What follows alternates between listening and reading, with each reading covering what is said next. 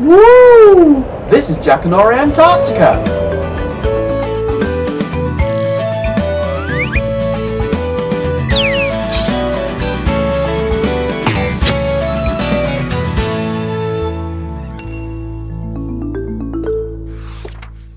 Slime by David Walliams, Part 10.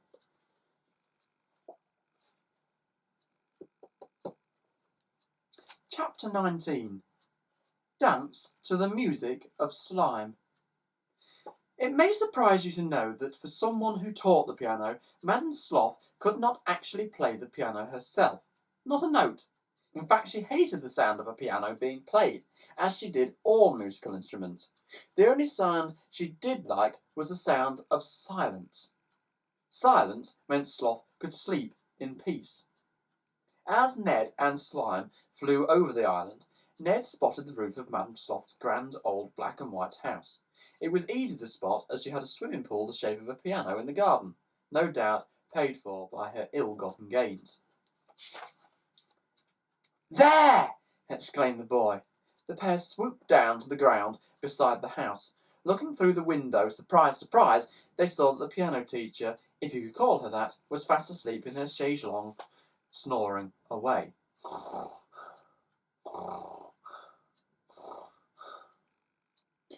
Looking across the piano room, Ned and Slime could see the child Sloth was meant to be teaching. The poor thing had been made to stand on one leg of the piano stool whilst balancing a book of sheet music on her head. Presumably, this was some kind of punishment, no doubt for daring to stand up to the world's most laziest piano teacher. The pigeon set Ned down and translimed back into a blob. The girl, balancing on the stool, looked as if she were about to expire. Her head had gone as red as a tomato, and she was pouring with sweat. She must have been balancing there like a flamingo for nearly an hour. With a nod of his head, Ned signalled to her that she could escape.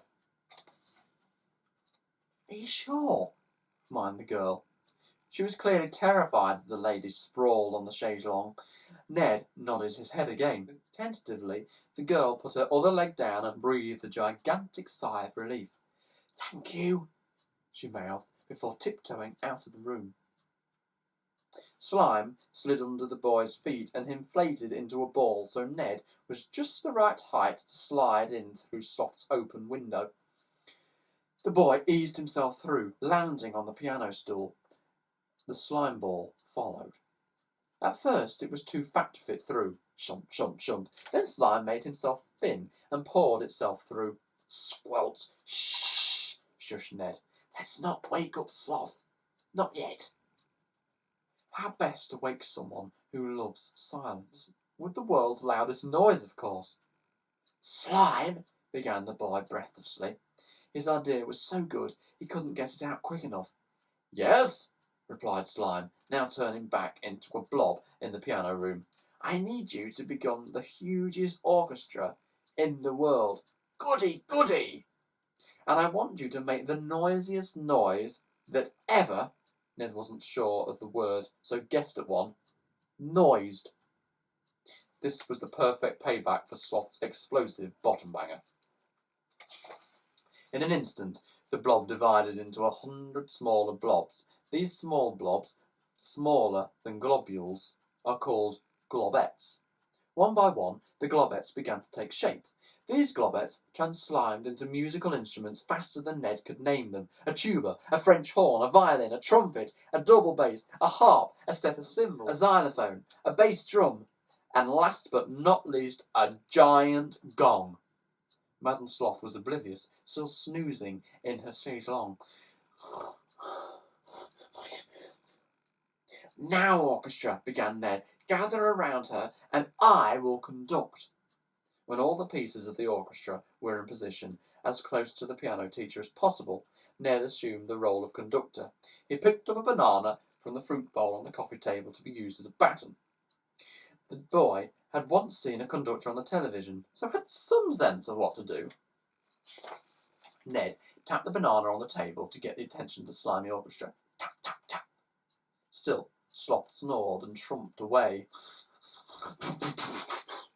Her bottom bangers were so foul they could strip the wallpaper off the walls. All the instruments in the slime orchestra, or slimekestra, turned to the conductor. Ned nodded and twirled the banana through the air. Boom! The loudest noise that ever noised exploded into the room. A shocked sloth shot up off her chaise-longue with incredible speed. She smashed up through the ceiling of a piano room. Bang! Smashed through the plush bedroom above. Bang! Finally, smashing through the roof of the house. Bang! Ah! Screamed Sloth as she sailed through the air. Ned looked up from the piano stool through the hole in the roof. The boy smiled to himself before he remembered something he had learned. Something important. Sir Isaac Newton's law of universal gravitation. In short, what goes up must come down. Ah! Screamed Sloth again. Not that screaming did any good, but it seemed like the appropriate thing to do. The large lady was plummeting straight toward little Ned. If the boy didn't do something, and fast, he would be nothing more than human slime. Ah! Screamed Ned. Now he was screaming too. The piano! Thinking fast, Slime translimed back into a blob and reached around the legs of Madame Sloth's grand piano with his blobby arms. It yanked the instrument under the hole in the roof, knocking Ned on his piano stool out of the way as he did so. Ah! Screamed Sloth before crash landing into her own grand piano. Clang, clong, cling, smash, bang, wallop. My piano! She cried from inside the mess of wood and keys and wire. Now I can't give any more piano lessons. You never did, retorted the boy. Ned, she screamed, I will get you for this. With that, Sloth tried to lift herself up from her piano. In all the kerfuffle, the gold carriage clock toppled off the mantelpiece. It clonked Sloth on the head. Boink! Ouch! She cried. Another job well done, remarked Ned. Always a pleasure, replied Slime as it translimed into a rocket. Hop on! The boy smiled and hauled himself up. Then the rocket blasted him through the hole in Sloth's ceiling, high into the sky above. Zoom! I got the zoomies, howled the boy in delight. Chapter 20. Gruesome Twosome. Gluten's Glaciers was the name emblazoned on the island's one and only ice cream van. The profiteers were a husband and wife team, Glenn and Glenda Glutton. They were meant to sell ice cream, but instead they ate it. All of it. Every last bit. The technique they had for stealing from children was foolproof. The van would park up outside the playground, or school, or beach, anywhere on the island where children could be found. Then Mrs. Glutton would appear at the serving window. What delicious ice cream would you like, my dear? She asked in her very nice voice. She had a nice one and a nasty one. More of the nasty one in a moment. Ooh, Ned cooed, looking at the sign with all the delicious toppings. Take your time, dear. And Mr. Whippy with chocolate sauce and chocolate chips and a chocolate flake, please. Ned really liked chocolate. Wonderful choice, my dear. Now, money, please. Can you change a £1 note, please? Asked the boy. It had been a Christmas present from his grandmother. Of course we can, my dearest of dears. As soon as Ned had passed the money over, she snatched it out of his hand and yelled, Mr. Glutton, drive! This was in her nasty voice. Glenn Glutton, who'd been sitting in the driving seat all along, then put his foot down on the accelerator pedal, and they sped off. Vroom!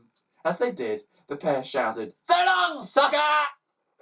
Poor Ned was left at the side of the road with a cloud of burning rubber smell from the tyres, with no ice cream and no £1 note. How could the Gluttons be allowed to get away with this?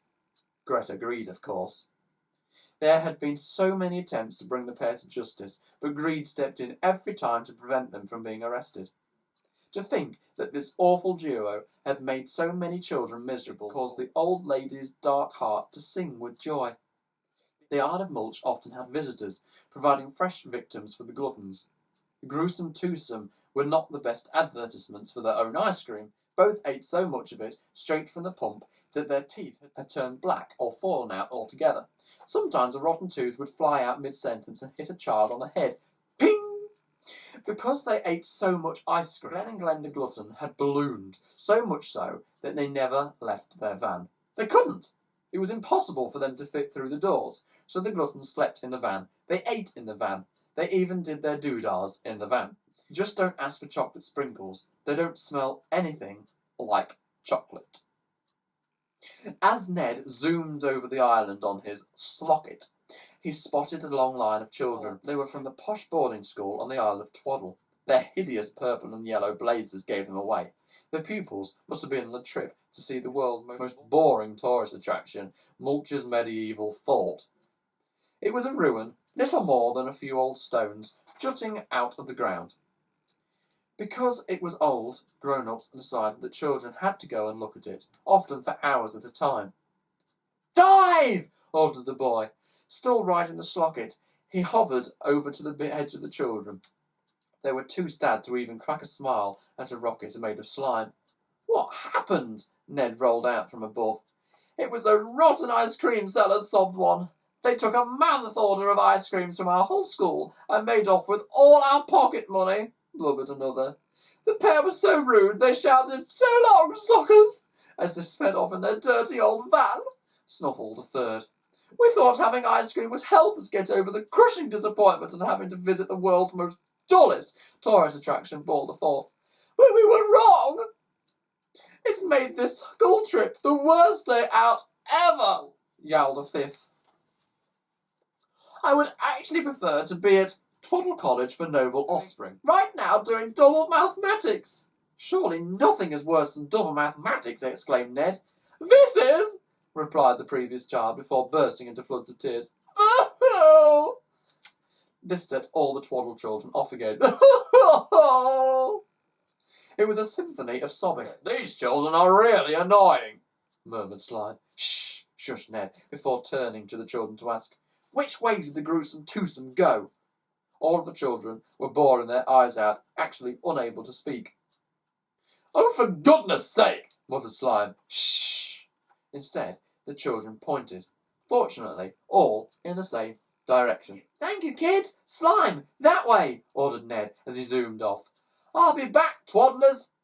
Oh! The Isle of Mulch was a network of long, windy country roads sheltered by trees, so it was difficult to spot vehicles from above. But then, Glutton's Glaciers was no ordinary vehicle. This great pink monstrosity, with its giant model of a Mr. Whippy ice cream on its roof, would be visible from outer space. Soon, the van rolled into view, and Ned signalled for Slime to zoom down beside it. At first, Mr. and Mrs. Glutton didn't see the strange sight of a boy riding a slocket zooming beside them.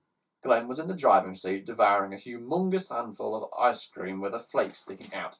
Ned tapped on the driver's window to get the brute's attention. At first, Glenn smiled and nodded back, before the surreal display made him slam on the brakes. Screech! The ice cream he was scoffing went everywhere, all over his face. Splat! And all over the windscreen. Sprot! Meanwhile, in the back, Mrs. Glutton had been counting the cash she'd stolen from the Twaddle children. Because of the sudden stop, she found herself upside down on the floor of the van. "Help me, you fool!" she cried out to her husband, unable to pull herself up to stand. "I can't see!" exclaimed Mr. Glutton as he scrambled over the seat into the back of the van.